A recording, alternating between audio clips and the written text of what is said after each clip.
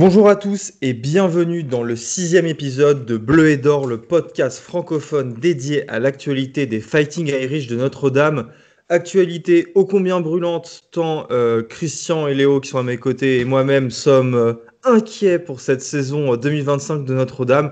Vous allez très vite comprendre pourquoi, ou alors vous le savez déjà parce que vous avez sans doute regardé les 2 derniers matchs dont nous allons parler aujourd'hui. Je parle bien évidemment de la défaite à domicile face à Texas A&M et de la victoire toute fraîche de ce samedi face à Purdue.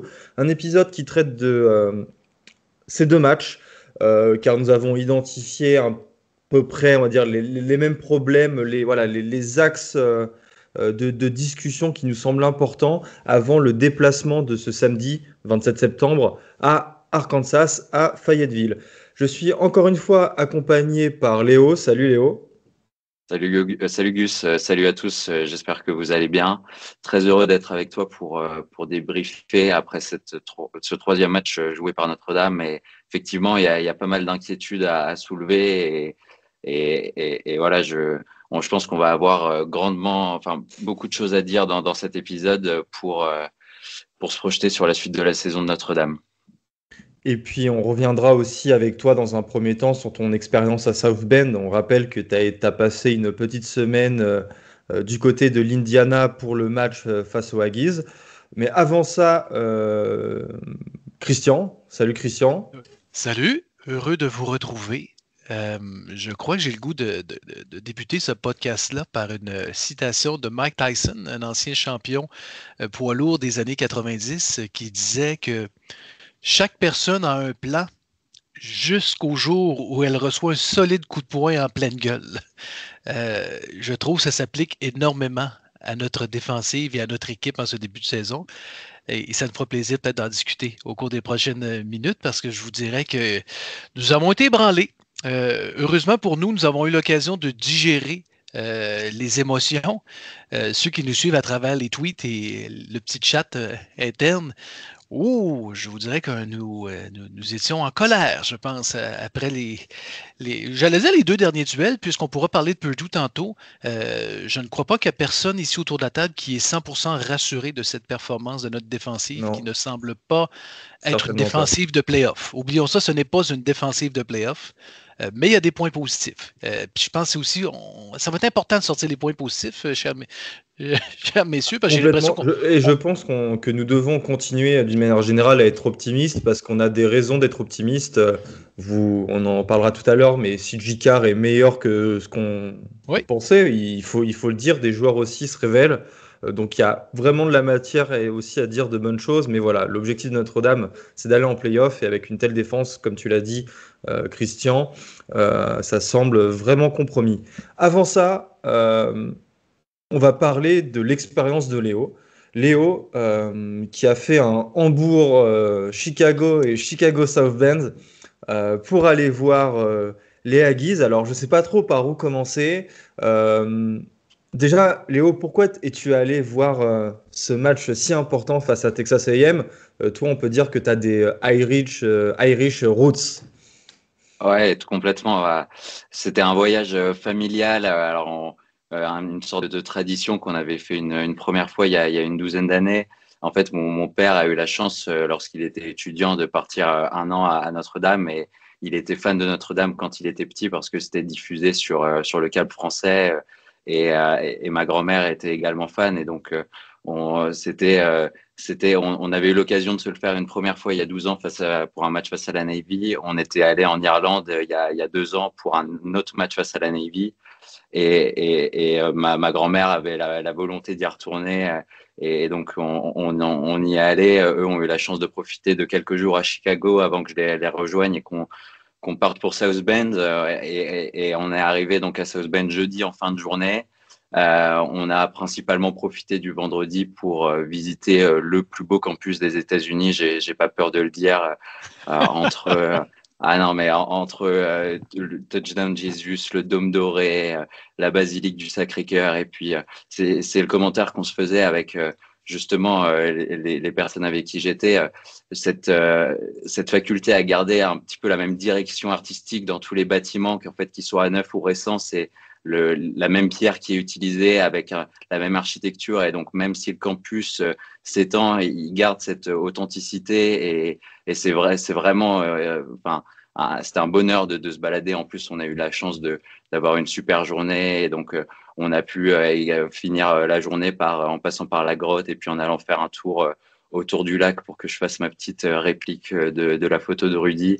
Donc, c'était vraiment une super journée qui s'est aussi, je repense, conclue par le Prep Rally qui est une sorte de rassemblement en fait où la fanfare vient et puis il y a aussi des étudiants qui sont là et donc vu que c'était aussi la première de la saison, il y avait en fait les différents dorms qui s'étaient retrouvés et qui mettaient de l'ambiance, qui passaient au micro avant le passage des joueurs. Donc c'était vraiment un premier vendredi d'immersion et de découverte top. Et ensuite, le samedi, pour le coup, Voilà, c'était justement, c'est ce que j'allais te demander. Quelle est la structure, en fait, quel est le samedi type d'un match à Mhm. domicile à Notre-Dame? Par quoi il faut commencer?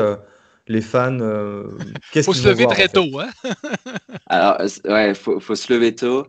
Alors nous, on a commencé la journée de manière assez classique. Enfin, en fait, on n'a jamais assez de merch et donc on est passé au bookstore refaire un petit saut avant le match et ensuite on a rejoint. En fait, on était accueillis par la famille de l'ancien colocataire de mon père à Notre-Dame. Qui est une famille de South Bend, le père du coloc de mon père, il a gradué de Notre-Dame en 61. Et donc, j'ai eu l'occasion de pas mal discuter avec lui. Il avait vraiment plein d'anecdotes et d'histoires. C'était super. Et donc, en fait, eux ont une entreprise et organisent pour chaque match à Notre-Dame un tailgate. Et donc, ils ont ces grands camping-cars, en fait, qui parquent, qui garent sur le parking du stade. Et en fait, ils invitent des partenaires à eux pour leurs entreprises. Donc là, il y avait quelques partenaires de fans de Texas A&M qui étaient venus et l'année dernière, ils s'étaient rendus à Texas A&M avec leur truck pour faire tailgate. C'est vraiment une grosse famille fan de Notre-Dame et donc on a pu partager ce moment du tailgate avec eux et avant ensuite de se rendre un peu plus sur le parking et d'avancer sur le parking et de se rendre sur le campus et c'était vraiment beaucoup plus paqué que le vendredi. Il y avait énormément de gens. Tous les étudiants portaient The Shirt, le t-shirt réalisé par l'association étudiante. Et donc, c'était super de voir tout ce monde-là. Et donc, dans la journée un petit peu classique, pour moi, le premier événement qui me vient en tête, c'est la messe d'avant-match dans la basilique du Sacré-Cœur qui a lieu 2 heures et demie avant le match.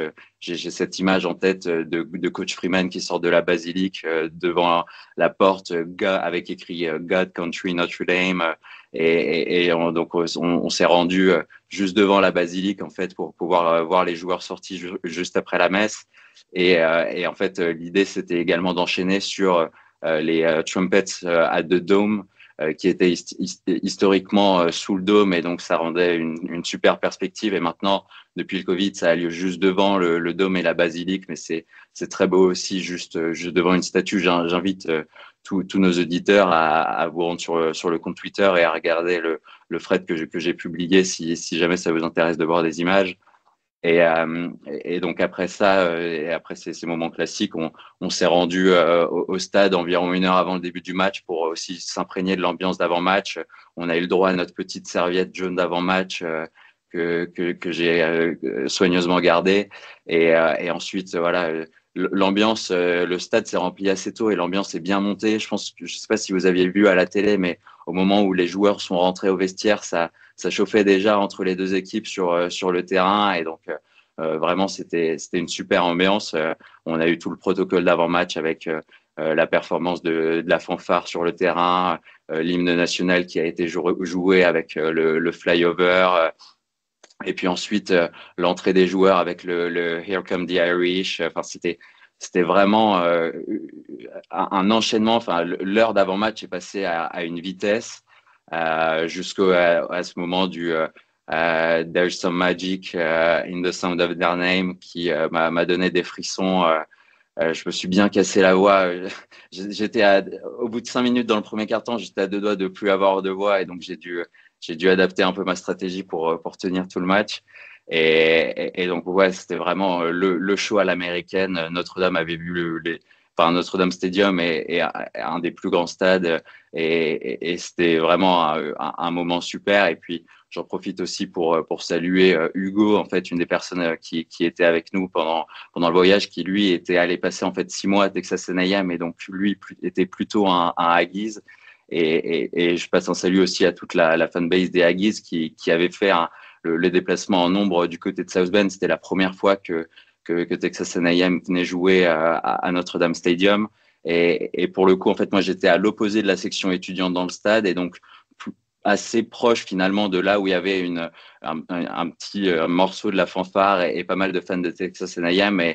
Et on a eu l'occasion de profiter de leur chant d'avant-match où ils se tiennent par les épaules et ils ont aussi participé à cette atmosphère de très grands matchs et de très grandes soirées à South Bend dans l'Indiana. Donc c'était vraiment une expérience parfaite de A à j'ai presque envie de dire Z.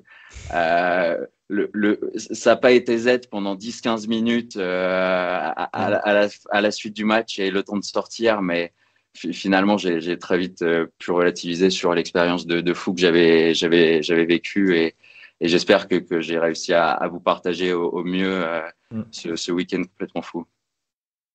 Et ouais, effectivement, comme toi, j'ai lu j'ai eu de bons échos sur les fans de Texas A&M, comme eux en avaient eu de bons sur les fans de Notre-Dame l'an dernier à College Station. Ce n'est pas une fanbase ennemie, puis ils n'ont pas trop envahi le stade, j'ai l'impression, ou du moins à la télé, on le voyait pas trop. Donc ça va, c'était pas humiliant comme Nebraska ou Georgia. Complètement. Passons aux choses qui fâchent. Alors bon, vous savez déjà que nous avons perdu ce match 41-40, pas besoin de créer un faux suspense. Match perdu dans les derniers instants. Pourtant, ça avait plutôt bien commencé, puisque, et je pense que ça devait faire 1 an, on a bloqué un punt et on l'a retourné pour un touchdown. Alors à ce moment-là, je me suis dit, ah ça y est, la chance des joueurs de Notre-Dame est avec eux, est avec nous. Mais Marcel Reed et son duo de receveurs là, composé de Mario Craver et le deuxième, j'oublie toujours son nom, voilà, qui était à NC State, Kevin Concepcion, ont découpé notre défense et ont inscrit dans la foulée un touchdown de 86 yards. Et je m'arrête là-dessus parce que ce match-là a prouvé que ce qu'on avait vu à Miami concernant notre défense, ce n'était pas une sorte de feu de paille, une occurrence malheureuse pour le premier match de la saison, mais un problème sur lequel nous allions souffrir pour toute la durée de la saison. Comment expliquer très rapidement ce changement? Comment passer de la meilleure défense aérienne du pays en 2024 à peut-être la pire en 2025? Il y a plusieurs choses.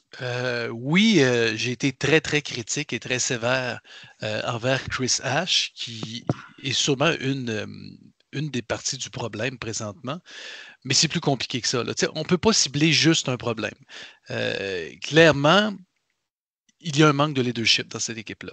Vous arrivez dans un match où vous avez perdu votre premier affrontement contre Miami. C'est pratiquement, si on veut faire les playoffs, c'est sans lendemain, là. Il faut absolument gagner. Vous êtes à la maison dans une ambiance survoltée, une partie diffusée dans le prime time en soirée.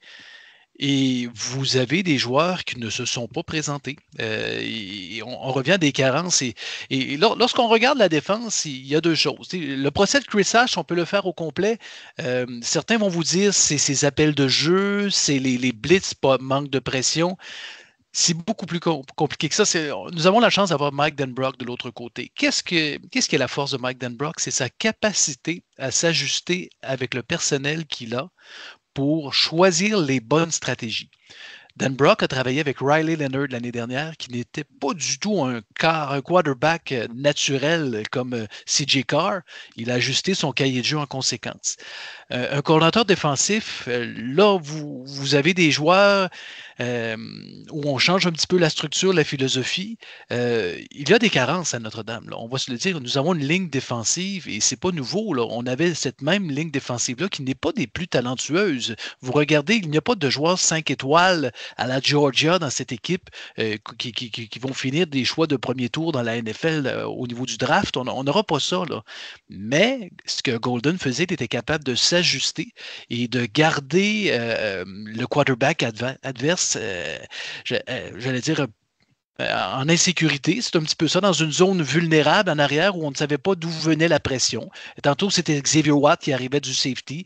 Parfois, c'était un blitz du cornerback, un blitz d'un linebacker, du will, du middle. Il y avait une rotation pour toujours garder en haleine cette ligne offensive et cette pression qu'on ne savait pas d'où ça venait.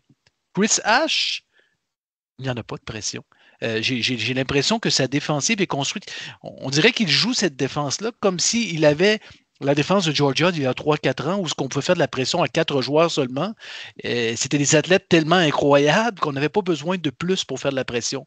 Je ne veux rien enlever à Donovan Hinish. Donovan Hinish est un joueur d'utilité, mais il y a certains jeux où Donovan Hinish ne peut pas faire la même pression qu'un Gabriel Rubio. C'est pas le même physique. C'est clair que Hinish n'a pas le physique pour jouer un nombre de snaps au même niveau que j'allais dire qu'on a pu voir certains joueurs élites de Notre-Dame la saison dernière. Alors, il faut faire une rotation et surtout ajuster le cahier de jeu et la pression. Mais la grande faiblesse de Chris Ash, c'est qu'il n'a pas, on dirait qu'il ne connaît pas son personnel et il ne sait pas ajuster à l'équipe qu'il a. Et des mauvais choix de jeu et très peu de pression. Résultat, ben, très peu de sacs et très peu de revirements, de turnover, d'interceptions, de plaquage pour des pertes. On en a très peu. La statistique AVOC, HAVOC, qui prend en compte sac, plaquage pour perte, passe défendue, interception, enfin bref, voilà, toutes les statistiques de la défense est au plus bas à Notre-Dame et a atteint des niveaux qu'on n'avait pas atteints depuis belle lurette. Et moi, c'est vrai, c'est ce qui me dérange dans cette équipe. Et je ne sais pas si Léo, toi, tu as eu cette impression dans ce stade. Et je serais hyper curieux de savoir ce que les gens en pensaient autour de toi. Parce que je suppose que les fans juraient ou. Enfin, tu ne pouvais pas rester de marbre face à ce qui se passait. Mais comment l'an dernier, on arrivait à avoir autant d'agressivité avec les blitz, avec la défense en man, d'homme à homme, qui, quand même, sur le terrain, on le voit très bien à la télé, ça traduit quand même une certaine forme d'agressivité avec les Benjamin Morrison, Christian Gray, même qui, s'il faisait des erreurs, était toujours là pour aller mettre la main pour empêcher le quarterback adverse de compléter ses passes. Là, j'ai l'impression, en fait, on attend que le joueur attrape le ballon et on le plaque. Il y a une sorte un peu de léthargie, de passivité qui est presque niaise en fait. Et qui, moi, me choque parce que ça marchait l'an dernier. On a gardé quasiment tous les joueurs de cette défense, à l'exception de ceux que tu as cités, Christian. Pourquoi on n'a pas continué là-dessus? Oui, puis même j'allais rajouter, on dirait qu'on est arrivé trop confiant et on a l'impression que seul le talent allait suffire. Et je regrette, on ne s'est pas rendu au championnat national la saison dernière avec uniquement du talent. Il y avait un désir de vaincre. Et surtout, on ne voulait pas perdre. Et on ne sent pas ce désir-là cette année. Ouais, c'est deux choses qui ressortent. On sent un manque de volonté de gagner. Et puis, je trouve que même si, comme tu l'as dit, on a beaucoup de joueurs qui reviennent, je trouve qu'on a beaucoup moins de joueurs qui se révèlent pour faire, en tant que playmaker, est capable de sortir les gros jeux dont on a besoin. Alors, en première semaine, je repense à Adon Schuler qui est attentiste dans la end zone sur la réception de CJ Daniels. Ensuite, sur le match face à Texas A&M, Marcel Reed qui réalise un gros match où il nous cook à la passe, il lance quand même, il lance à 17 sur 37, donc à moins de 50%. Et il y a bien 2-3 ballons qui sont très très limites, notamment sur deuxième et goal, deux actions avant le touchdown décisif de Texas A&M. Donc j'ai l'impression que je ne sais pas si c'est. Alors, on a moins d'expérience que les années précédentes. On en a parlé sur la ligne défensive avec le départ de Riley Miss et Howard Cross, le départ également au poste de linebacker de j'ai Jack Kaiser et puis Xavier Watts et Benjamin Morrison dans la secondary. Donc, c'est quand même 5 joueurs sur 11 à tous les postes de la défense qui étaient, eux, des gros playmakers que on n'arrive pas encore à retrouver pour le moment. Strootman, je l'ai trouvé perdu sur plusieurs actions. C'est lui qui, justement, couvre mal sur le premier touchdown de Texas A&M. Bon, ensuite, les mecs... c'est ça, je les ai bien vus, c'était bien de mon côté. J'ai vu les 3 plaquages ratés et le mec partir tout droit. Donc, pour moi, cette défense a perdu plus qu'une seule chose, à savoir son coordinateur défensif, mais elle a perdu son état d'esprit, sa capacité à sortir des gros jeux et on le ressent d'autant plus dans les 2 matchs serrés qu'on a eu sur les 2 premières semaines où au final ça joue à rien. Notre-Dame est en 0-2 après ces 2 matchs-là, mais on a perdu de 4 points et ça s'est joué à chaque fois dans les 3 dernières minutes de match et c'était des matchs que l'année dernière étaient tout aussi serrés, mais que nos playmakers, notamment en défense, étaient capables de sécuriser, étaient capables de sortir des jeux pour sécuriser la victoire pour Notre-Dame. Et pourtant, excuse-moi Christian, mais la nouvelle garde, je prétends pas qu'elle était au niveau des Xavier Watts ou Riley Mills, mais par exemple, les Kingston William-Mouassa, Jalen Sneed qui arrive à maturité, Karsten Hobbs, tous ces joueurs sont des gars qui ont fait plus qu'être des remplaçants l'an dernier, bon, à l'exception de Hobbs. Et depuis ce début de saison, on les voit pas. Alors, on les voit pas parce qu'ils ont régressé ou on les voit pas parce qu'on les met pas dans les conditions d'exceller. Moi, c'est là où je pêche parce que je suis pas du tout coach et j'ai jamais joué au football américain. Mais c'est vrai que ça laisse un petit peu pantois parce que ces joueurs ont du talent. J'ai aucun doute qu'un Kingston William-Mouassa, en tant que titulaire dans la défense de Al Golden l'an dernier, aurait fait un tonnerre. Et c'est pour ça que j'ai envie qu'on soit un petit peu plus peut-être méchant avec Chris H, parce que comme tu le dis, Christian, il n'y a aucune adaptation. Aucune adaptation. On n'a rien vu en deuxième mi-temps. Il n'y a pas eu d'adaptation. Ça a été de pire en pire. Et c'est le temps. C'est le temps qu'on donne au quarterback pour lancer la balle. C'est là que ça se joue. Golden rendait le quarterback fragile puisque la pression, rappelons-nous de belles victoires contre USC, de voir notre ami Williams courir et se sauver, de trouver aucune solution. Le quarterback, et ça a été pareil contre Miami, il avait du temps pour trouver ses cibles, pour trouver ses receveurs et il était confortable derrière la pochette protectrice et c'est ce qu'on ne vit plus. Et quand je regarde, on a beau parler qu'on a perdu certains joueurs, tu sais, Ben Morrison, on l'a perdu à la mi-saison et on l'a très bien remplacé par Leonard Moore. C'est pas Ben Morrison là, qui a changé de défense de Notre-Dame. Et quand je regarde, c'est le seul qu'on retrouve à peu près à son niveau, je trouve, Leonard Moore, sur le début de saison. Mais lorsqu'on a Jordan Botello, que ça fait 13 ans qu'il joue pour Notre-Dame, à peu près, quand vous regardez la feuille de route, et qu'il est aussi peu performant, nous avons eu quelques bons matchs la saison dernière de Jordan Botello avant sa blessure, mais c'est un joueur qui n'a rien cassé. Mais à un moment donné, je préfère voir Bryce Young aussi. Là. Je veux dire, si ça ne fonctionne pas avec lui qui est rendu... Bah oui. Ben oui, on veut voir Bryce Young parce que Jordan Botello et ses enfants sont aveugles de jouer à Notre-Dame, là, tellement que ça fait longtemps qu'ils jouent dans le programme. Ça suffit. On tasse la vieille garde. Si on ne livre pas, il n'y a pas de pitié. Là, on joue pour gagner. Puis, cessons. Des fois, j'entends des gens qui me disent oui, mais c'est des étudiants athlètes. Non, là, on va arrêter ça, les amis. Là, c'est des professionnels. Ils sont payés maintenant. Le NIL, ces gens-là gagnent des salaires de plus d'1 million par année. On ne parle plus de sport amateur ici. Alors, il n'y a plus de pitié. Ils sont payés pour gagner. Je m'excuse, mais c'est ça. Là. Tant mieux s'ils ont un diplôme, mais on peut être dur un peu. Et Chris Ash, il est nul. On va le dire. Il est nul. Dehors. Mais je sais que Marcus Freeman n'est pas capable de s'exprimer. Moi, mes attentes, on a Mike Mickens qui attend en arrière. Là. Je sais que c'est délicat. Peut-être que Freeman ne fera pas le procès public de Chris Ash, mais imaginez, on n'a même pas parlé de Purdue. Je vais être aussi agressif après qu'on ait décortiqué Purdue. Mais on est dans une situation présentement là, que écoute, il me vient des noms, je vais vous nommer un fantôme du passé, Van Gorder, Brian Van Gorder. Tiens, on peut ouvrir la page Van Gorder, si tu le veux bien, Christian, pour expliquer cette saison 2016 pour les gens qui ne le savent pas et pourquoi, si vous voyez sur votre fil Twitter des tweets avec écrit BVB, c'est une mauvaise nouvelle. C'est pour Brian Van Gorder, je te laisse le présenter, Christian, si, chers auditeurs, vous ne le connaissez pas. C'est le pire coordonnateur défensif que nous avons eu dans l'histoire de Notre-Dame. C'était une vraie passoire, cette défense. Ça rentrait de partout. L'attaque avait beau produire, c'était une belle année, mais il y avait un double problème. Il y avait une incapacité à communiquer parce qu'il était très agressif sur le terrain, la façon qu'il traitait ses joueurs. Et son départ a été causé par les joueurs qui ne voulaient plus jouer. On menaçait de ne plus aller sur le terrain.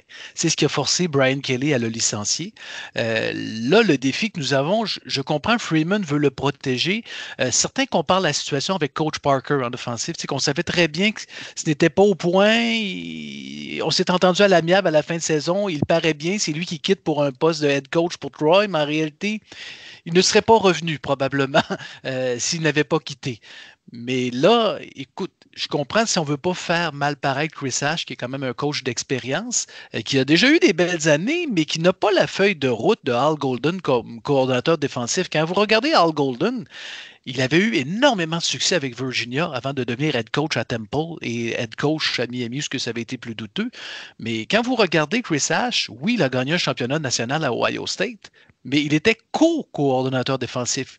Et après ça, bon, il est devenu head coach à Rutgers, ça s'est mal terminé. Et après ça, généralement, il s'est promené d'un programme à l'autre d'une année et ça ne faisait jamais. Là, il y a des signaux quand même. Je comprends que Freeman a voulu tester des choses, mais là, on est au stade que ça prend le courage. Et vous savez qu'un head coach, c'est un manager. Je compare ça un petit peu à un PDG d'une entreprise où il y a des décisions difficiles. Des fois, ça prend un certain courage. Et là, le courage, ben, si on ne veut pas tasser Chris Ash, ben, je m'attends que ce soit Mickens et Freeman qui appellent les jeux. C'est ça mes attentes. J'en suis là. Mais on dirait que Freeman ne veut pas aller là. Et Léo, c'est là où en fait, et pourtant Dieu sait qu'on a été très élogieux à l'égard de Marcus Freeman, mais c'est là où on pourrait porter notre principale critique jusqu'à présent, c'est peut-être le fait de surprotéger d'abord ses coachs qui ne performent pas, mais surtout de ne pas prendre assez la main, parce que jusqu'à preuve du contraire, Freeman est un coach défensif qui a fait ses preuves, en témoignent ses années j'allais dire à Vancouver, je sais pas pourquoi, à Cincinnati. Puis en tant que coordinateur défensif à Notre-Dame. Est-ce que justement c'est ce manque peut-être de, je sais pas si on peut appeler ça du courage, mais un petit peu cette naïveté ou trop de bienveillance qui peut nous coûter cette saison? Ben, il n'a pas le droit de le dire publiquement, par exemple. C'est pour ça que je le comprends, puis je vais te laisser aller, Léo. Il y a la carte politique un petit peu là, dans sa façon de s'exprimer. Ouais, c'est qu'aujourd'hui, je pense que, surtout avec, en plus avec le run pour en finale nationale l'année dernière, Marcus Freeman est un coach qui est surexposé médiatiquement aux États-Unis et du coup, je pense que c'est quelque chose sur lequel peut-être il n'a pas encore vraiment eu la chance de se faire de l'expérience parce que pour le moment, ça s'est toujours plutôt bien passé, surtout sur ce domaine-là, la défense qui était son domaine avant de devenir head coach. Alors aujourd'hui, je pense qu'il se retrouve dans une situation où il n'est pas confortable et il aimerait forcément que ça se passe mieux. Alors quelle est la solution? J'ai vu que Cincinnati avait pris 48 points ce week-end face à Minnesota qui avait même pas leur QB titulaire. Donc, est-ce qu'on pourrait pas faire un petit flashback 6 mois en arrière? Coach Freeman a vu que ça allait pas, Al Golden a vu que ça allait pas. Donc, revenons où tout le monde était heureux. Mais sinon, le truc c'est que je sais pas comment ça pourrait se passer si finalement Chris Ash ne se fait pas virer, mais que on voit Marcus Freeman prendre les appels sur la sideline. Bon, est-ce que en termes d'image, ce sera pas aussi, ça sera peut-être d'autant plus humiliant. Donc, je pense que la situation est compliquée et je n'ai pas assez d'expérience pour vraiment savoir ce qu'il faudrait faire dans cette situation, pour être honnête. En fait, sa seule situation serait de donner le relais à Mike Mickens. Mais encore une fois, Mike Mickens n'a pas d'expérience en tant que coordinateur. Est-ce que justement, il a pas la peur de prendre ce risque? Et je ne sais pas si là, on part trop loin parce qu'en fait, c'était que le troisième match de la saison. Enfin, Purdue était seulement le troisième match de la saison. Mais il reste. Purdue a suffi pour confirmer les doutes qu'on avait et que ça serait ouais. On a perdu les 2 matchs les plus importants de la saison. Alors, certes, c'est le début de la saison, mais c'était les 2 matchs les plus importants. Nous, notre structure de calendrier n'est pas celle d'une équipe de la SEC ou de la Big Ten. En SEC ou en Big Ten, tu peux perdre ton premier match, tu peux perdre ton second match. En novembre, tu affronteras LSU, tu affronteras Michigan, tu affronteras Ohio State. Nous, et Dieu sait que j'ai défendu les calendriers de Notre-Dame, c'est pas pareil. On ne pourra pas se prévaloir de notre calendrier de fin de saison. Le mal est déjà fait. Et c'est triste à dire, et pourtant il faut être réaliste. Aujourd'hui, on ne peut pas aller en playoff, à moins que devant, voilà, il y ait des circonstances qui nous y amènent. Mais avec ces deux c'est possible. Oui, mais c'est possible, mais ça, ce n'est pas entre nos mains. Et si on avait gagné au moins un de ces 2 matchs, ça l'aurait été. Absolument. Tu amènes un bon point. Puis, tu sais, je veux dire, on parle d'un match et de l'autre. Le constat, la défense est catastrophique. C'est pour ça que Purdue, même si on vous parlerait du match de Purdue, qui est une victoire décisive, si on peut se consoler, oublions le quatrième quart. Le quatrième quart, là, c'est les substituts qui s'affrontent sur le terrain. Ça n'a aucune valeur. C'est pour ça que les points de Purdue en fin de match, ça n'a aucune valeur pour moi. C'est pas comme ça qu'on va évaluer notre défense, mais dans les faits, on avait encore un quarterback qui était très confortable à lancer le ballon. Et je ne sais pas si vous avez remarqué la pression des edges par l'extérieur. On dirait qu'on était toujours trop loin et le quarterback restait dans la pochette et il y avait un temps incroyable pour trouver ses cibles et c'était le même phénomène encore. Je reviens à ton point, on aura besoin d'aide, mais on a eu un petit peu d'aide en fin de semaine. Un Syracuse qui surprend Clemson, c'est le genre de choses, mais là, malgré que Syracuse, j'ai moins confiance avec le quarterback substitut puisque la saison d'Angeli est terminée. D'ailleurs, oui, pensez pour Steve Angeli, qui faisait un très bon début de saison. Très bon début. Mais si on se plaint de Notre-Dame, j'aimerais pas être le head coach de Clemson aujourd'hui. Lui, c'est encore plus dramatique parce que même si Clemson gagne le championnat de la conférence, c'est foutu. Il n'y a pas de playoff, je crois, pour Clemson cette année. Pas avec une défaite contre Syracuse. Il n'y a rien de convaincant. Le seul espoir pour Notre-Dame, ben, c'est un petit peu, là, les équipes vont commencer à jouer des duels parce que effectivement, quand vous regardez la Big Ten, à part quelques petites équipes, ben, tout le monde, les Indiana de ce monde ont affronté personne. Penn State a affronté personne. Alors, j'aime le fait qu'on a donné de la valeur à Miami et à Texas A&M.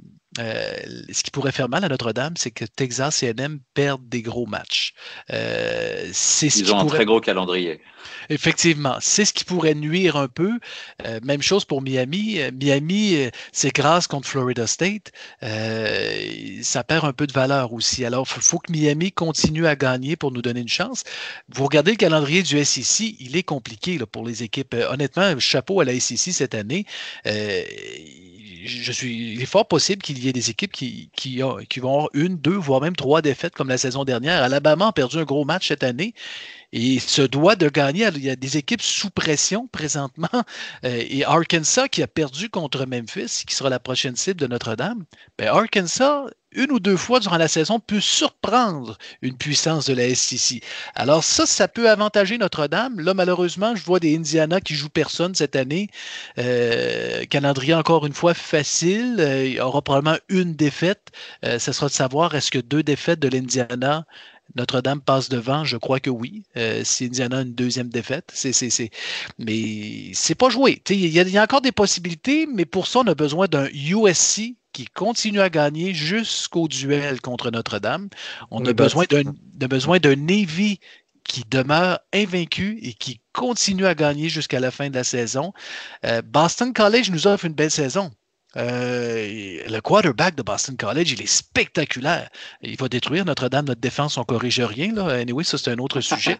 Mais il est spectaculaire. Je ne sais pas si vous avez eu l'occasion de le voir. Le match contre Penn State, il est de toute beauté. C'est un ancien d'Alabama, le quarterback de Boston College. Puis il est très, c'est très bon. Dylan Lonergan? Oui, il Ok. est très, très bon. Honnêtement, là, je le vois dans le futur. Je ne sais pas s'il va se rendre à la NFL, mais gros potentiel. Honnêtement, c'est un très beau quarterback. Mais Boston College est une belle équipe. Pitt, d'aller perdre contre West Virginia, ça, c'est pas bon pour nous, malheureusement. Mais vous regardez, rendu là, si on termine à 10-2, il y aurait une place pour Notre-Dame pour une raison qui est malheureusement pas honnête là, dans ma façon de m'exprimer, mais pour une raison commerciale, que si on a le choix entre prendre une équipe qui est d'un petit marché et qui amène peu de codes d'écoute, et vous avez Notre-Dame qui est disponible avec une fiche similaire, j'ai l'impression que Notre-Dame va passer devant. Je termine avec les statistiques accablantes face à Texas A&M. 488 yards encaissés, donc 360 à la passe, 128 à la course. Et pourtant, voilà, Texas A&M nous avait aussi donné 86 yards de pénalité. D'ailleurs, ça c'est un point positif chez nous. On est assez discipliné, contrairement aux premières années de Marcus Freeman où la discipline avait été compliquée. Ce qui nous permet de passer au match de ce week-end face à Purdue. Et vous allez voir, on va parler aussi après de l'attaque. Là, on va continuer Oui. sur cette défense face aux Boilermakers. Et après, on parlera notamment de notre duo de running back. Face à Purdue, en défense, ça a été tout aussi compliqué. 379 yards, 303 yards à la passe, mais 76 à la course. Un turnover. TJ Carr a été saqué une fois. Là aussi, ça a été compliqué en défense, d'autant plus qu'alors certes, on peut retirer ces 7 points dans le quatrième quart-temps, mais on encaisse 23 points en première mi-temps, ce qui est trop face à une équipe comme, comme Purdue. D'autant plus Mais, que les... je Ouais, rajoute un mais, si vous analysez les statistiques de la semaine précédente de Purdue contre USC, c'est plus de 300 yards aussi que le quarterback avait lancé, Ryan Brown, 24 en 39 pour 305 yards. Mais où ça est-ce que reste la ça défense s'était du joué? SC. C'est ça. Il y avait eu 5 sacs du quart et 3 interceptions. Ça l'avait cassé. Mais les yards étaient là. Ils montaient le terrain. Purdue a une bonne attaque. Où est-ce que ça s'est joué, le match de Purdue? C'est uniquement au niveau du talent. On va se le dire. La ligne offensive n'avait pas le même niveau que Texas A&M, ce qui a donné une petite chance à la défensive de Notre-Dame. Même s'ils ont fait ce terrain-là, c'est une question de talent. Puis rappelez-vous, Purdue, à un certain moment, il y avait des petites passes faciles aussi qui étaient échappées. Là, pour des premiers jeux, là, il y avait des jeux faciles, des fois qu'on voyait que c'était cruel, mais c'est un manque de talent, tout simplement, de la part de Purdue. On sait que Notre-Dame a un effectif qui est supérieur. C'est normal. On les a quand même explosés, là, les amis. Il faut se Oui, réjouir, là, mais c'est pas le même talent. bah, comme face à Texas A&M, le match avait très bien commencé. Bah, tout simplement, notre premier ballon en attaque, c'est une bombe de CJ Carr pour Oui. Malachi Fields pour un touchdown de 66 yards. Alors, vous allez me dire, est-ce que vous vous rappelez du touchdown lancé par Ian Book, le premier match que l'on gagne face à Clemson à domicile? C'était une passe pour Avery Davis, une Oui, oui, poste oui. pareille en plein Mhm. centre. Bah, j'ai pensé à ce touchdown-là. Et encore, voilà, une passe magnifique de CJ Carr euh, qui, on va dire, à Notre-Dame, on n'a pas été vraiment habitué à voir ce genre de tracé et de ballon aussi bien lancé et aussi loin. On voit vraiment son talent au niveau du bras. Donc ça m'a plutôt enjoué. Et puis après, on s'est pris, parce qu'on est sur la défense, on y reste, un touchdown, mais de bleu. Ben, Magnifique, hein, superbe appel de ouais. Purdue avec Devin Mokobi, le running back, Un jeu qui trouve truqué. un jeu truqué, qui fait une Ouais. passe latérale pour son quarterback qui était Ryan Brown et qui va marquer. Et à ce moment-là, je crois dans notre conversation sur Twitter, je sais, il faudrait la relire, mais c'est pas impossible qu'on ait insulté Chris H ou qu'on soit dit on est vraiment des merdes. Ah bah, on Mais passait un peu pour des guignols à ce moment-là. Mais à la défense de Chris Ash, c'est un problème d'assignation, c'est le linebacker, et c'est un petit peu ça aussi. Je vais reprendre, j'avais entendu le coordonnateur défensif de Miami s'exprimer avant le début de la saison contre Notre-Dame, puis ce qu'il avait dit, lui, comme philosophie, c'est qu'il voulait simplifier la défensive, parce qu'il faut être conscient, oui, c'est des professionnels, mais c'est des étudiants quand même. C'est des gens qui vont à l'école. Il y a certaines phases du jeu, des fois, qu'il faut simplifier. Et je reviens à Notre-Dame. Tu commences le match et tu es victime un petit peu, tu n'as pas ton safety régulier qui est remplacé par il y a Dallas Golden qui est un nickelback et ça s'est joué un petit peu aussi. Tu as Mark Zuckery qui joue comme cornerback parce que ton cornerback régulier Moore est blessé. Vous êtes dans la situation où est-ce qu'il y a des jeunes joueurs de première année. Il faut que ce soit simple. Zachary là, a été très faible sur une série contre Texas A&M qui a coûté un touchdown. Même 2 longues passes, si je ne me trompe pas. Même chose contre Purdue, mais savez-vous quoi? Je ne blâmerai pas Zachary aujourd'hui. C'est un freshman. C'est normal qu'il fasse des erreurs. Et la preuve, on a comme découvert que Christian Gray, lorsqu'il joue du côté court du terrain, il fait presque pas d'erreur. Je veux dire, Gray est celui généralement qui est ciblé pour des longs jeux et c'est lui qui est malheureusement le meilleur et le pire. Et lorsqu'il joue du côté court du terrain, c'est un tout autre joueur, très efficace. Et c'est pour ça que je ne blâmerai pas Zachary pour des touchdowns ou des longs jeux. C'est un freshman qui joue son premier match et il n'est même pas supposé être sur le terrain. Fait que c'est pour ça que ici, mais le problème rendu, est-ce que le cahier de jeu est trop compliqué? Est-ce qu'on n'a pas, on devrait simplifier la défense? Parce que vous savez, des fois, c'est une question de communication en défense aussi. Là, vous avez des joueurs qui sont positionnés d'une certaine façon, et là, selon un mouvement personnel, il y a un déclic qui doit se faire que, oh, là, soudainement, ce n'est plus le safety qui va couvrir le receveur, ça peut être le linebacker qui va suivre, et c'est un peu comme le cas présent. Normalement, ce que j'ai cru comprendre, ça aurait été Derek Bowen qui aurait dû suivre le quarterback sur le touchdown.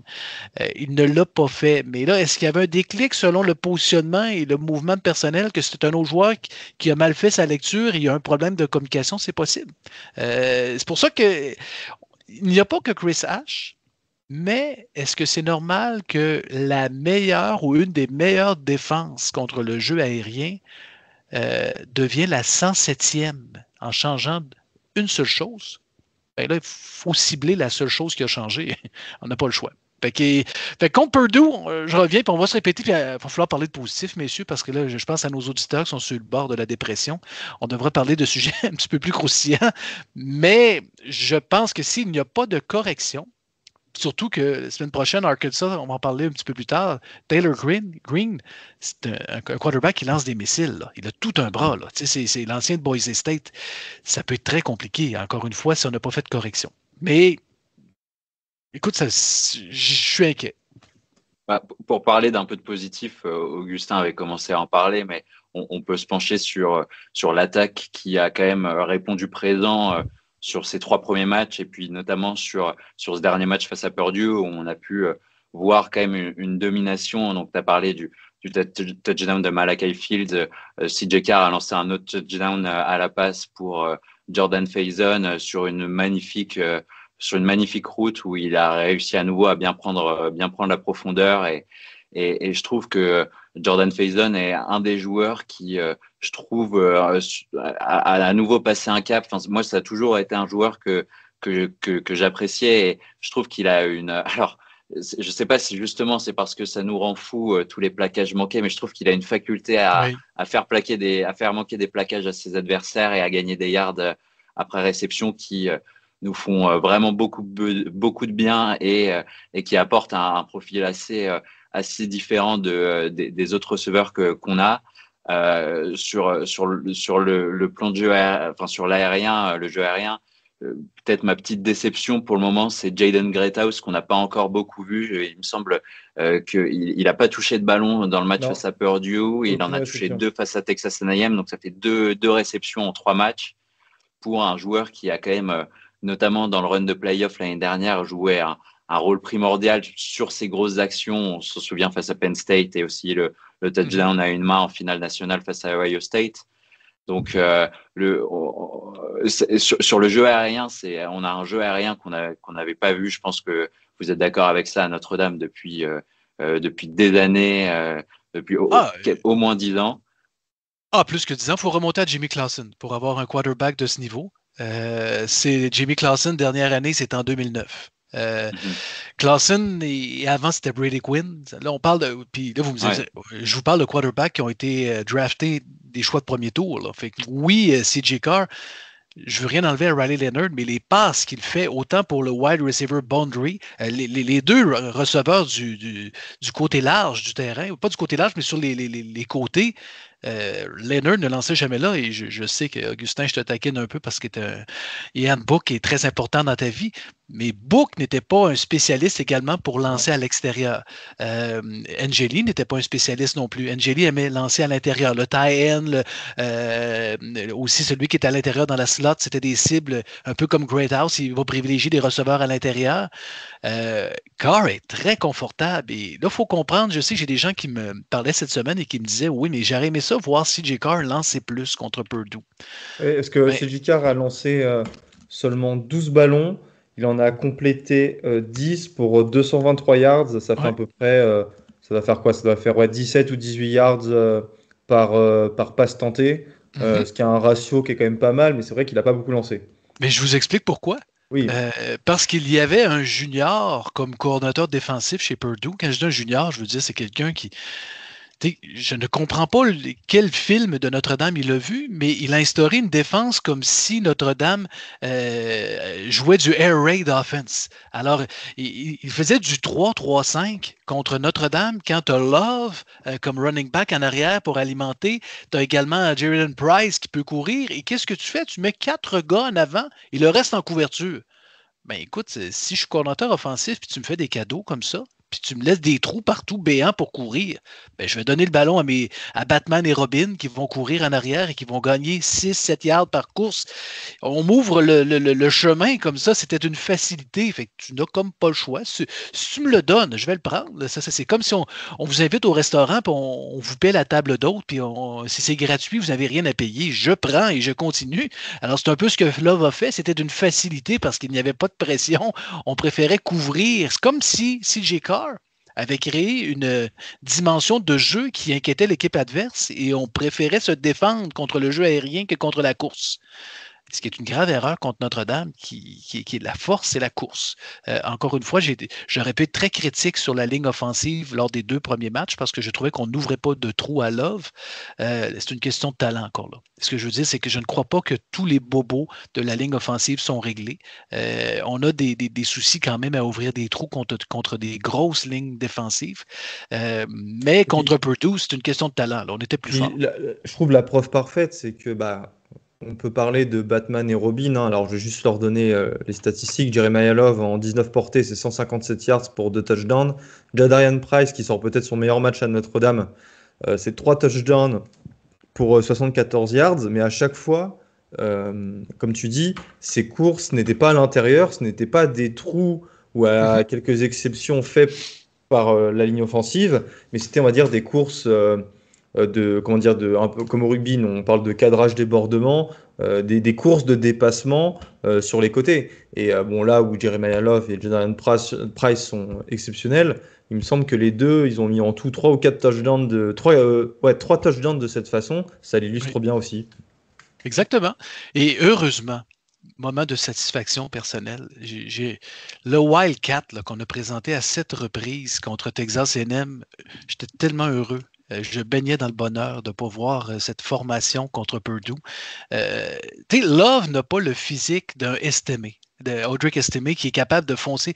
Lorsque tu as une ligne offensive qui n'est pas capable d'ouvrir des trous, tu ne fais pas 7 fois le Wildcat avec une offensive qui n'est pas capable de t'ouvrir des trous. Et ça passe pas. Fait que des fois, à chaque fois, Love, on était vulnérable. Et là, ce que tu envoies comme signaux à la défense adverse, c'est que tu n'as plus l'option que Carr peut lancer le ballon. Fait qu'est-ce qu'on fait? On se concentre à bloquer, à fermer les trous tout simplement. Alors heureusement, Dan Brock contre Purdue n'a pas eu besoin, mais ça, ce jeu-là, on peut le serrer dans les livres et je ne veux plus le voir de la saison, le Wildcat. C'est non nécessaire. Je préfère garder Carr avec Love à côté pour qu'il y ait des alternatives, qu'il y ait un bon vieux RPO, Run Pass Option, que je peux toujours avoir l'option de course ou de passe, dépendant le déplacement de joueur, selon la lecture du quarterback.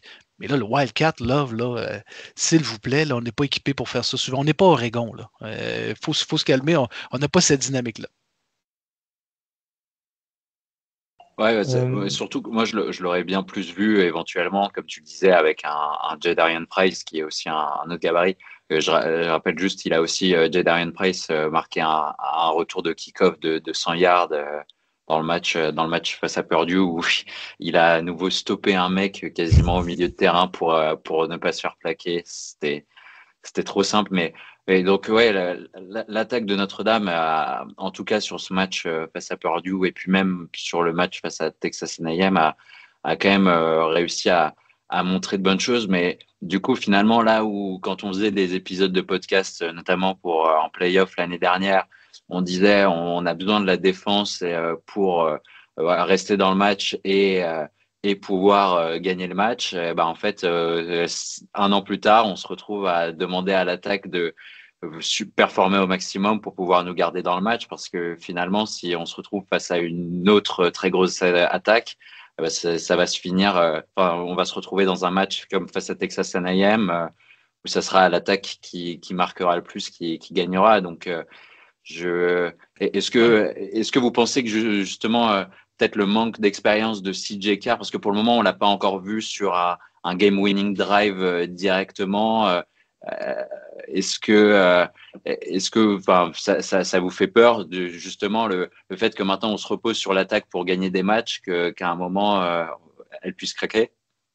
Je pense que déjà, c'est ce qui nourrit notre frustration, parce qu'on ne s'attendait pas à ce que cette attaque soit aussi bonne.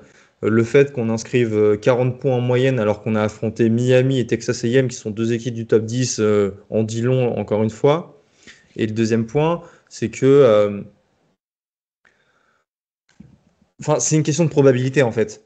On ne peut pas demander, parce qu'on va prendre 40 points tous les week-ends, à l'attaque d'en mettre 45 ou 50. Il y a forcément un moment où la défense va s'adapter.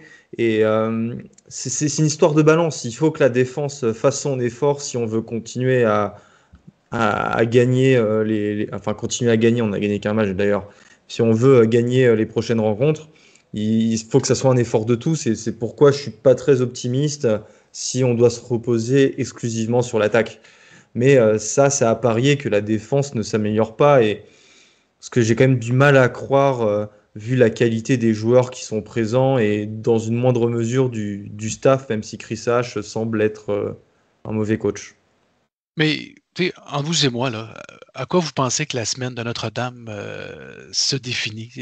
C'est sûr que Freeman a fait du vidéo avec Chris Ash à revoir le match au complet, les appels, voici ce que tu aurais dû faire.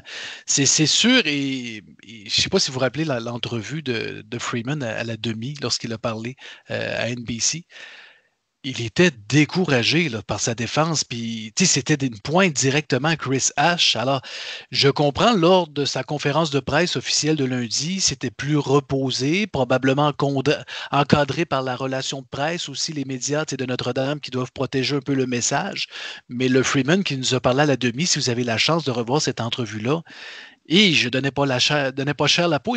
Et même, il y a certaines personnes qui se posent la question de savoir que c'est peut-être même plus Chris Ash qui appelait les jeux en début de deuxième demi. Il y a des infos qui ont circulé, c'était peut-être ça. À tel point qu'il était. Freeman, là, c'est rare qu'on l'a vu comme ça là, dans ses commentaires. Ah bah ouais, enfin je me souviens parce qu'il y a eu cette interruption météo pendant le match face à Purdue qui a stoppé le match pendant 1 heure et demie et au retour de la pause, enfin de la pause météo, il restait 2 minutes et on a eu à nouveau le temps de prendre un touchdown alors que on avait marqué. Enfin, je pense que la pause météo avait déjà dû bien faire ressasser les choses à Marcus Freeman dans sa tête et le drive en plus. Enfin, ça m'étonnerait pas qu'il ait commencé à essayer autre chose et ça va être intéressant de suivre sur les prochaines semaines ce qui va se passer du côté de la défense et d'observer justement la performance de la défense pour savoir un petit peu ce qu'on peut espérer pour la suite de la saison. Alors, moi personnellement, je considère que dans le triangle du fan de Notre-Dame, qui part de je commence à avoir de l'espoir, je suis hypé, je suis déçu et qui est le triangle pas vertueux vicieux du fan de Notre-Dame. Je suis toujours dans la catégorie où j'ai encore de l'espoir pour cette saison.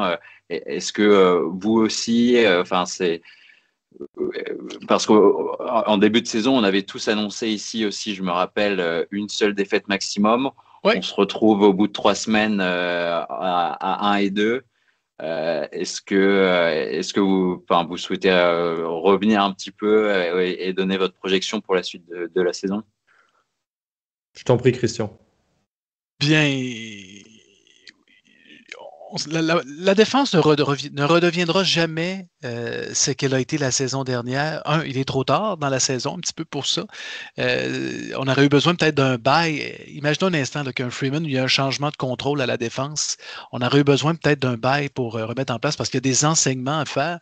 Je reviens à la première demi contre Purdue. On était jeunes sur le terrain aussi. Là. Parmi les points positifs, Dallas Golden qui fait sa première interception aussi. Il a très bien joué comme nickel en remplacement de Devontae Smith. Il a fait un travail honnête, même en couverture, il a fait des très, très bons jeux. Oui, c'est du quoi, Léo? Parce que je pense encore, bon, vous allez dire, je suis naïf un peu, mais je pense encore que quelques petits ajustements et on serait 3-0. Parce que rappelons-nous qu'on a l'impression qu'on est en dépression, puis qu'on est la pire équipe au monde. On a perdu 2 matchs contre 2 équipes dans le top 10 par 4 points. Alors, on est si mauvais et on perd par 4. À la fin, à chaque fois, en plus, alors qu'on menait dans les dernières secondes. Oui. Voilà. Fait que, tu sais, c'est pour ça qu'on n'est pas si loin. Si on avait juste une défensive honnête, 10-2 est très réaliste. 10-2 est très réaliste. Vous avez juste à comparer USC contre Purdue, Notre-Dame contre Purdue. Ben, Notre-Dame a mieux dominé Purdue que USC quand vous regardez le score.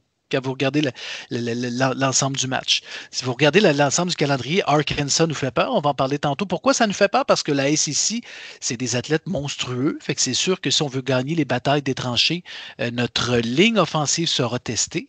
La clé, c'est qu'on va être capable de limiter Green au niveau de l'attaque au sol? Parce que Green, le problème, il a 4 interceptions en 3 matchs. C'est quelqu'un il lance des missiles, mais des fois, il n'est pas conscient qu'à lancer fort, si ton receveur de passe est à 5 yards, ben, si tu lances trop fort, ça va lui traverser les mains. Là. Je veux dire, c'est ce qui crée des revirements.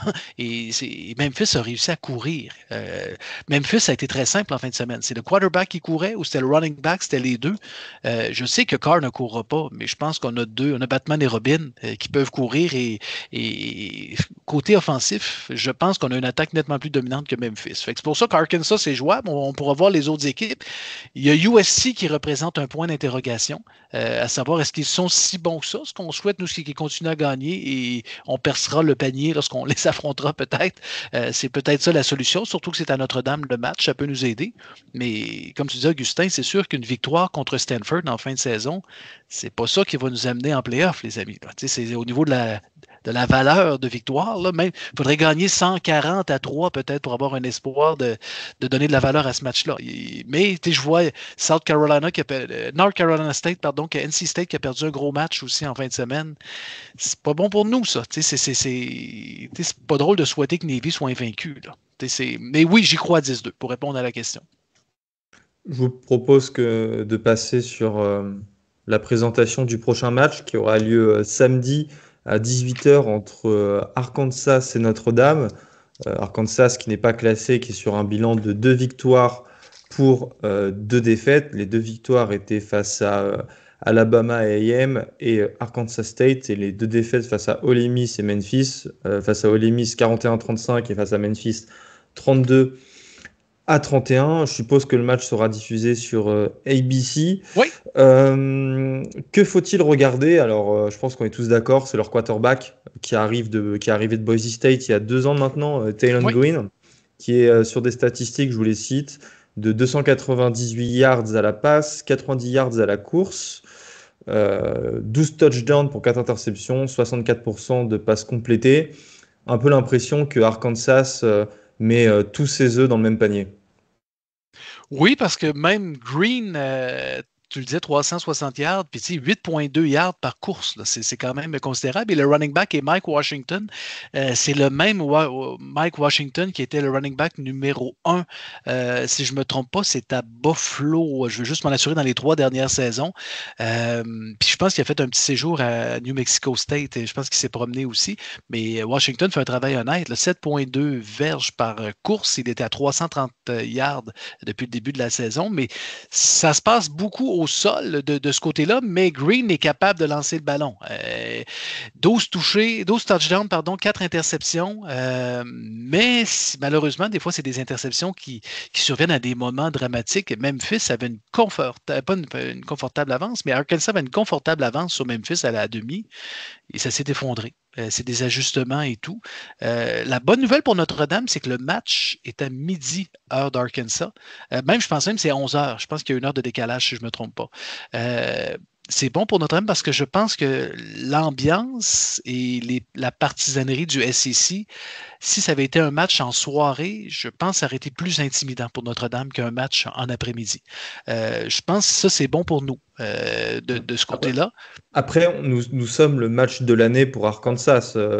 La prochaine fois qu'ils recevront Notre-Dame à Fayetteville, ça sera dans 40 ans. Donc, c'est leur... mais Arkansas, c'est Texas A&M. C'est la fameuse rivalité du Southwest classique qui ne se joue peut-être, plus. mais ce que je veux dire, c'est qu'on parle de Notre-Dame. À chaque fois, quand Notre-Dame se déplace, les matchs, les stades sont toujours remplis. Pour ces fans-là, c'est encore une fois, quoi, l'enfant de 20 ans, l'ado de 20 ans qui ira voir cette rencontre en aura 60 la prochaine fois. Donc, c'est une expérience comme aucune autre.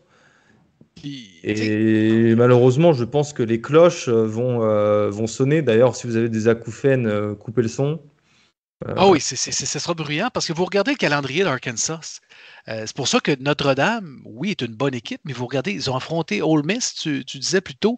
Après Notre-Dame, vont visiter Tennessee, vont recevoir Texas A&M, vont recevoir Auburn. Bon, Mississippi State, c'est jouable. Vont visiter LSU, vont visiter Texas et finissent la saison contre Missouri. C'est pas mal la dernière chance s'ils veulent jouer dans un bowl. Ils n'ont pas le choix de gagner contre Notre-Dame parce que c'est très compliqué ce qui s'en vient comme calendrier par la suite. Fait que c'est un petit peu comme le match de la dernière chance. Fait que c'est sûr que si Arkansas n'est pas prêt, c'est pour ça que j'ai l'impression que si Notre-Dame était capable d'inscrire un touchdown ou 2 en début de match, là, c'est une équipe qui peut complètement casser en plein milieu de la partie. C'est ce que je crois là. T'sais. Mais c'est la SEC. On ne sait jamais. On ne sait jamais. Fait que ça va être très physique. C'est des gros athlètes. Si je regarde rapidement, c'est une ligue offensive qui est assez solide. Parmi les joueurs à surveiller, vous avez Fernando Carmona, qui est un joueur élite au niveau de la ligne offensive, au niveau des guards, ainsi que Corey Robinson, au niveau du left tackle, qui est quand même un joueur assez solide également, qui seront à surveiller. Défensif, ça se passe au niveau central avec Cameron Ball, Cameron Ball, si je ne me trompe pas, la saison dernière. Je regarde ses statistiques pendant que je vous parle. C'est de la pression intérieure, c'est des plaqués pour des pertes. On va être capable de faire de la pression au centre, fait que la ligne devra tenir. Et vous avez Xavier Sorey, qui est leur meilleur joueur. Ça a été lui qui a réalisé le plus de plaqués la saison dernière avec 99.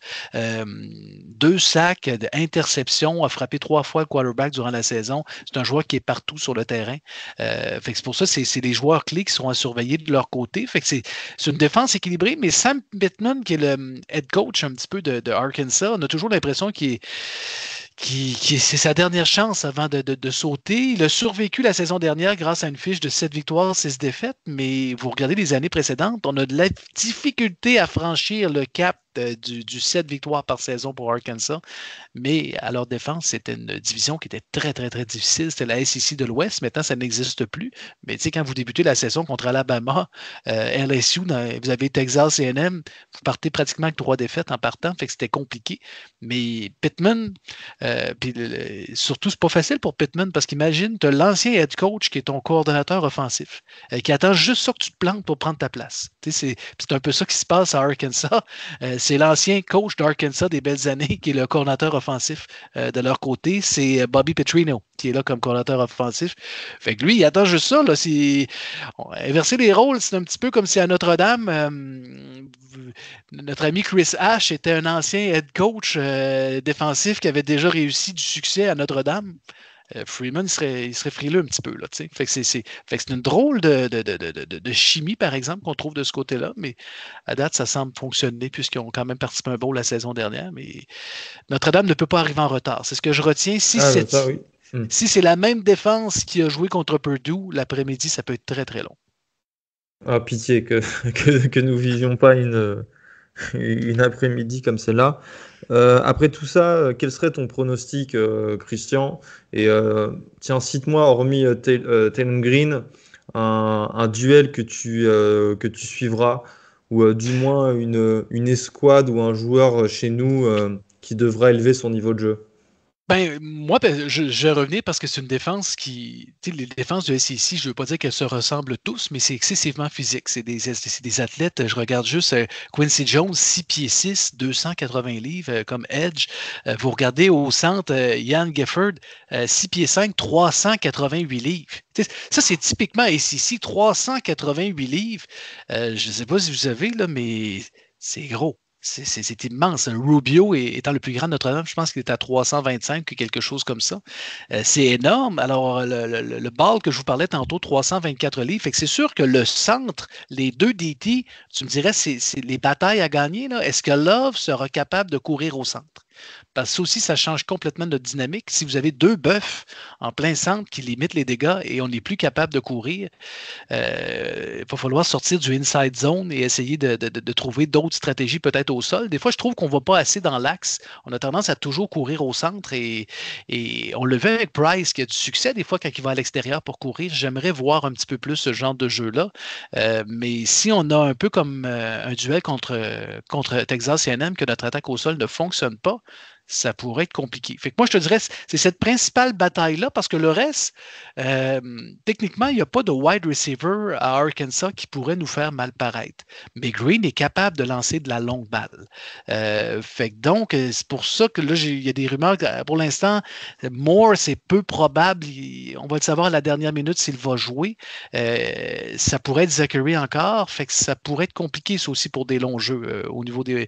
Ça va être les deux coins que je vais surveiller le plus personnellement. Même question, Léo.